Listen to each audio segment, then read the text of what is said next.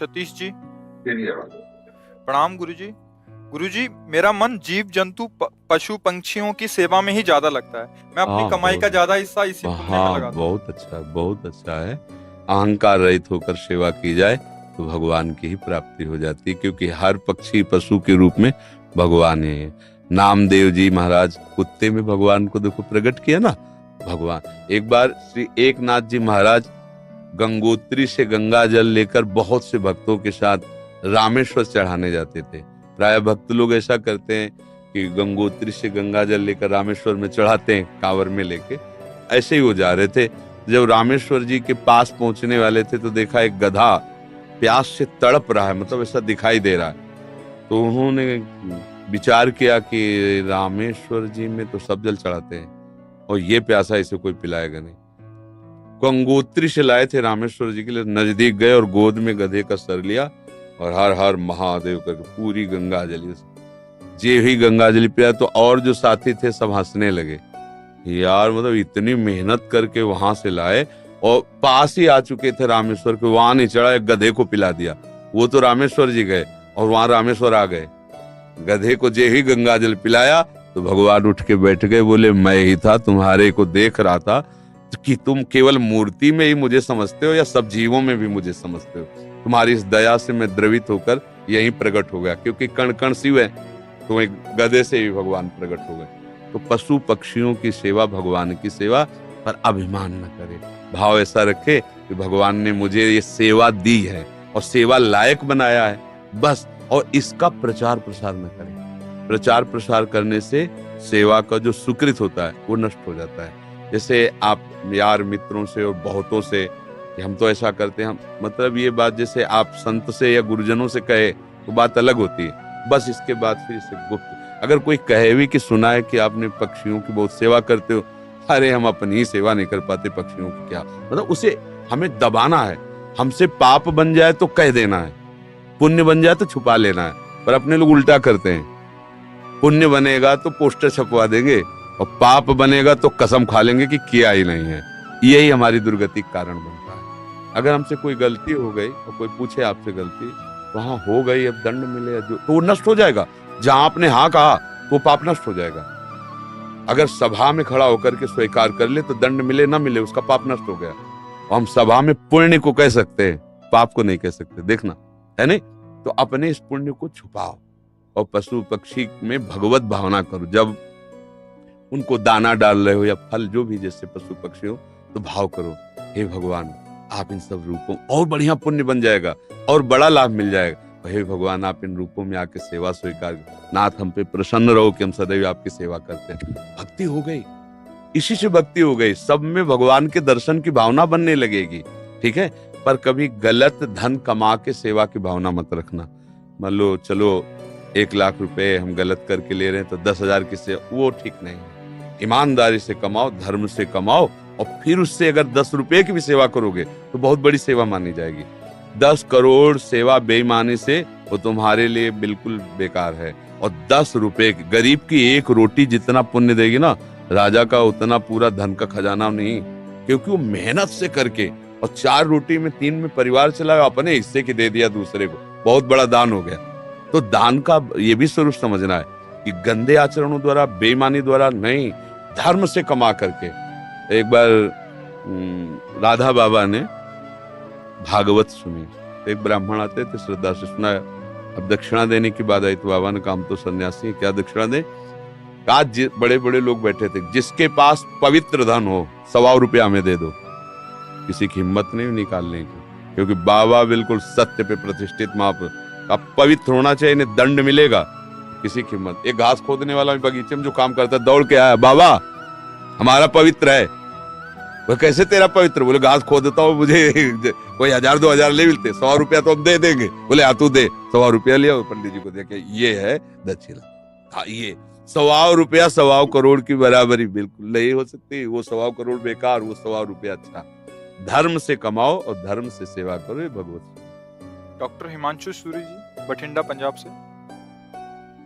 महाराज जी, मेरा ये प्रश्न है, क्या ऐसे महापुरुष जिनका गोलोक वास हो चुका है, उन्हें गुरुदेव रूप में धारण किया जा सकता है? एवं अगर किया जा सकता तो कैसे?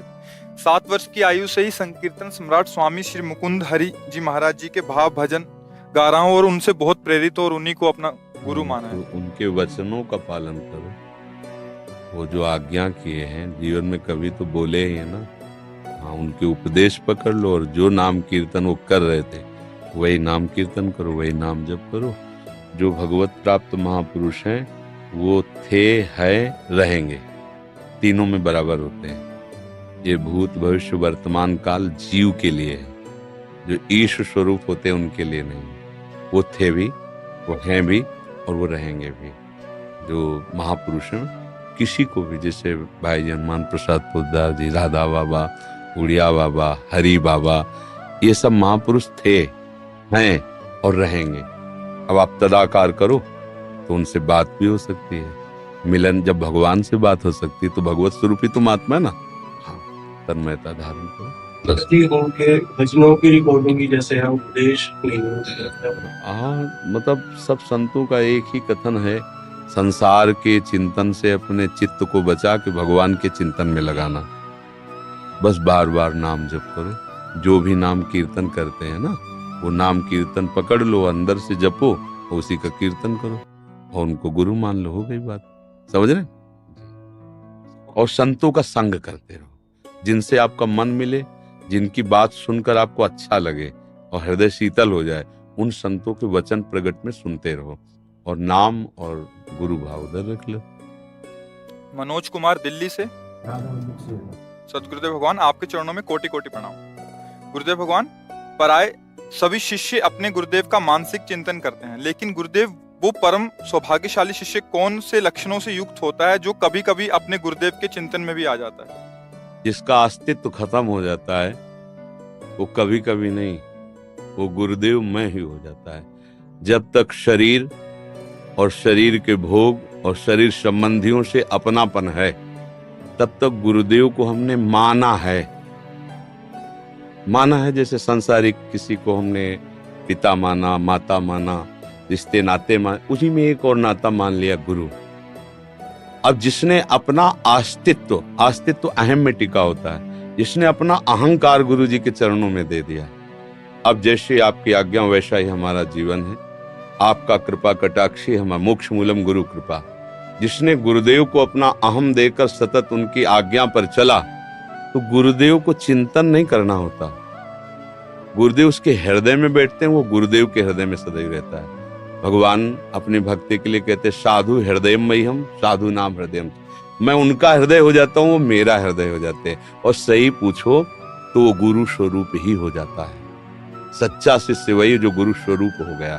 जैसे प्रियालाल जिसको अपना परिचय दे देते हैं तो प्रियालाल मैं हो जाता है, उसमें कोई अंतर नहीं। जानत तुम्हें हो जाए, सोई जाने जेहि देहु जनाई।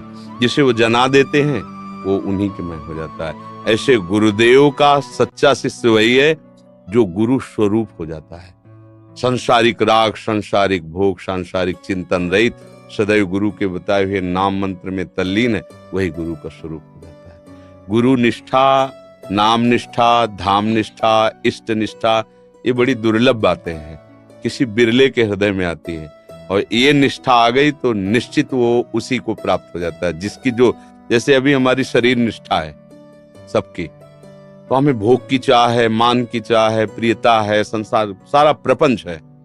और जिस दिन भगवान निष्ठा आ गई तो सारा प्रपंच खत्म हो गया, भगवत निष्ठा आ गई। भगवान के चरणारविंद में आसक्ति प्रेम, या प्रियालाल के चरणारविंद में आसक्ति प्रेम। पहले तो समझना है कि इष्ट और गुरु केवल कहने को दो शब्द हैं, पर्यायवाची, दो नहीं है। वही लाडली ही अपने रस का विस्तार करने के लिए हमारे जैसे शब्द बोलने वाला रूप धारण करके हमको समझाती हैं। हमारे आचार्य, हमारे गुरुदेव हमारी लाडली ही है, दूसरा कोई नहीं। गुरुदेव ही लाडली है, लाडली ही गुरुदेव है, दूसरा कोई उनको कौन जान सकता है, वही जान सकते हैं। तो वही आके अपना परिचय देते हैं आचार्य रूप में, गुरु रूप में, भगवत प्रेमी महात्माओं के रूप में। देखने को ढांचा पंच भौतिक होता है, अंदर हृदय सिंहासन पर युगल सरकार विराजमान होते हैं, वही अपना विस्तार करते रहते हैं। समझ में आ रहा ना? इस प्रकार आपने सुना कि जो लोग पशु पक्षी या कुत्तों को भोजन देते हैं उनके लिए क्या कल्याण होता है अथवा उनको क्या लाभ प्राप्त होता है। इसलिए आज से आप भी पशु पक्षियों के लिए भोजन देने का कार्य प्रारंभ कर दीजिए। निश्चित रूप से आपका कल्याण होगा। जय श्री राधे कृष्ण।